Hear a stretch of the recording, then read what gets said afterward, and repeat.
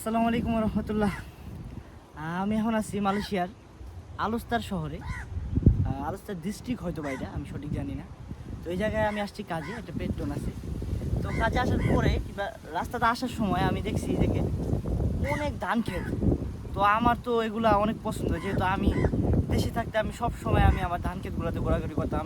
আমার সবচেয়ে পছন্দের, আমার যারা চিনি, যারা আমার এলাকার যারা আছে কিংবা আমার পাড়ার যারা আছে, তারা সবাই জানে যে আমি কী পরিমাণ আমার প্রকৃতি জানে, আমার এই ধান ক্ষেতগুলো কী পরিমাণ পছন্দ করতাম। আমি প্রতিদিন সকালবেলা নামাজ পড়ে দাঁত মাজতে মাজতে এই ধান ক্ষেতের পাশে যেতাম আর কি। যাইতামই, এটা শিওর, যাইতাম প্রতিদিন সকালবেলা, ঘুরতাম আর দাঁত মাজতাম, ঘুরতাম আর দাঁত মাজতাম। সবাই ভাবতো ভিডিও করতাম, সবাই ভাবতো হয়তো বা আমি কোনো ইউটিউব চ্যানেল আছে আমার, ওই আমি মনে ভিডিও টিডিও বানাই। তো আমার আসলে ভালো লাগতো খুব এই ড্রোন দিয়া ধান চাষ করতেছে। এদিকে কৃষি প্রযুক্তি অনেক উন্নত, এদিকের মানুষ ড্রোন দিয়া খেতে সার দেয়। ওদিকে ড্রোন দিয়ে খেতে সার দেয়। যাই হোক, আর করতে চেষ্টা করতো আমি। আপনারা হয়তো দেখতে পারতেছেন আমার এই পরিবেশটা, আমি এই পরিবেশটা কতটা সুন্দর দেখতে পারতেছেন আপনারা। এই দেন ধান ক্ষেত, সব ধান ক্ষেত, সব ধান ক্ষেত। আপনাকে আগে ড্রোনটা দেখাইলি, হ্যাঁ, তারপরে বাকি কথাগুলো।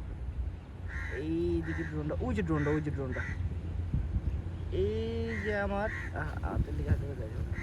ওই যে ড্রোন উঠতেছে, দেখছেন? এদিকে মানুষ ড্রোন দিয়ে খেতে সার দেয়। বড় বড় ডিজিআই ড্রোনগুলো আছে না, ওরা খেতে সার দেয়। কি পরিমাণ বাতাস দেখছেন? তো আমার এত ভালো লাগতেছে, আমার মন চেয়েছে আমি দিতেই যাচ্ছি, না যাইতাম আমার অনেক ভালো লাগতো। তো যাই হোক, কিছু কথা কই, এই সমস্ত বিষয়ে কথা কইতে পারি না, কারণ কথা কইতে গেলে মনে করেন নিজেরা কন্ট্রোল রাখতে পারি না। যারা দেশে আছেন এরা অবশ্যই নিজের দেশে ভালোবাসার চেষ্টা করেন। দেখেন, একটা সময় ছিল কি, দেশে যখন থাকতাম, যখন বাইরে আইতে পারি না, যখন বাইরে আহি নাই তখন দেশটার অনেক গালিগালাজ করতাম যে কি দেশ, কি বাজে দেশ, এইসব দেশে মানুষ থাকে নাকি, বাইরে যেতে পারলে হয়তো বা বাচ্চা যাবো গা।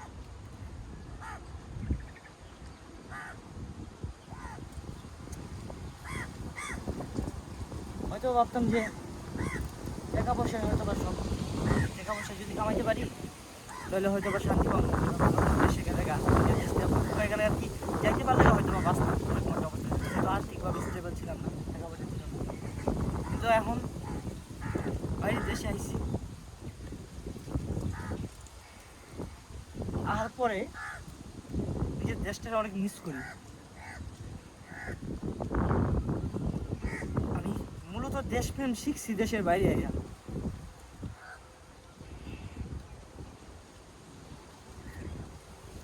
যারা আমার মতো আছে না, যে নিজের দেশে থেকে নিজের দেশে গালিগালাজ করে যে বাইরে যেতে পারলে হয়তো বা বাচ্চা যাবো, বা হয়তো বা জীবনটা অনেক অনেক সুন্দর হয়ে যাবো গা,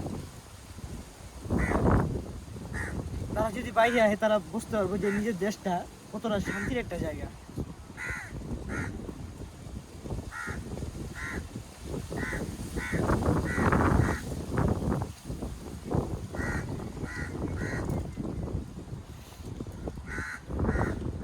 এই যে ধান ক্ষেতগুলো দেখতেছি খুব সুন্দর লাগতেছে, আসলে অনেক ভালো লাগতেছে, কিন্তু এই ধান ক্ষেতগুলোতে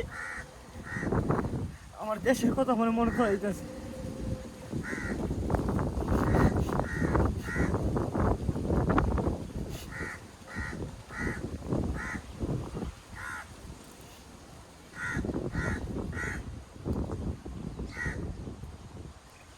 নিজের দেশের উপরে কখনো অভিযোগ করেন না, যখন দেশের থেকে দূরে আইবেন তখন বুঝতে পারবেন যে দেশপ্রেম কি জিনিস।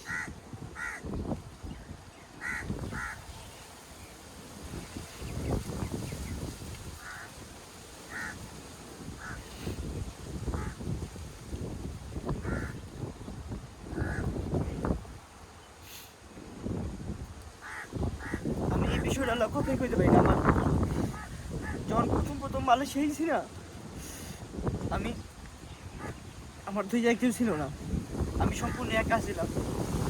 তো আমি যখন গুগল ম্যাপে থেকে নিজের দেশটা দেখতাম না, নিজের দেশ লোকেশনে যখন দেখতাম না, জুমিং করে কিন্তু জুমার করে বুকটা ফুটতে যেত, মনে হচ্ছে কি এখনো মনে হয় আমার যদি কেউ কয় না তোর পুরো জীবনের দায়িত্ব আমি নিবো, তোর খরচপাতি যা আছে সব কিছু তুই খালি তোর দেশে আইতে যাবি গা, পারবি?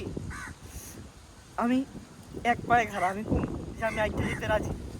আমি আইটা আমার দেশ এত দূরে থাকো, আমি মনে হয় আমি যেতে রাজি, আমি যাইতে পারবো না। কারণ আমার দেশের প্রতি আমার এত ভালোবাসা, এতটা টান আছে যে আমি কীভাবে বুঝাই। আমি জানি না আমি কীভাবে রয়েছি মালয়েশিয়া। এর দিকে ভাই যারা দেশে দেখে দেশের গালিগালাজ করেন, ভাবেন যে দেশের লাইফটা ভালো লাগে না, টাকা পয়সা নাই, এইভাবে জীবনযাপন করা যায় কি না, আমি বলি ভাই দেশটা একটু সুন্দরভাবে অন্য নজরে দেখার চেষ্টা করো। এরকম প্রকৃতি দেখে ফাইটে যাবো। আমার অনেক মন চেয়েছে আমি চোখে না আমি দৌড়াই, এই মাথা থেকে ওই মাথা ধরে দৌড়াই, কিন্তু হয়তো দেশের মানুষ দেখলে হয়তো বা গালি আলোচ করতে বাংলাদেশি নাম খারাপ।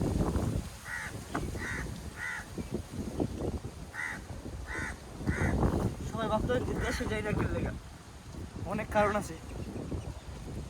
প্রথমত আর্থিক সমস্যা, তৃতীয়ত আর অনেক সমস্যা আছে যেটা পারিবারিক, যেগুলো বলা ঠিক হইব না অনলাইনে। জানি না আমি এই ভিডিওটা আপলোড করতে পারবো কিনা।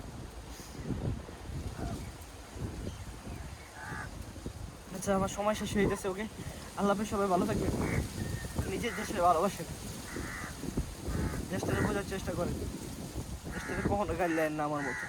আমি দেশে থাকতে কত গাড়ি নিতেছি, কত গাড়ি নিয়েছি যে এই দেশে পালের দেশে কি থাকে। এখন দেশের একটুখানি দেশটা দেখানোর লিগে, নিজের সামনে থেকে দেখানোর লিগে বুকটা ফেটে যায়।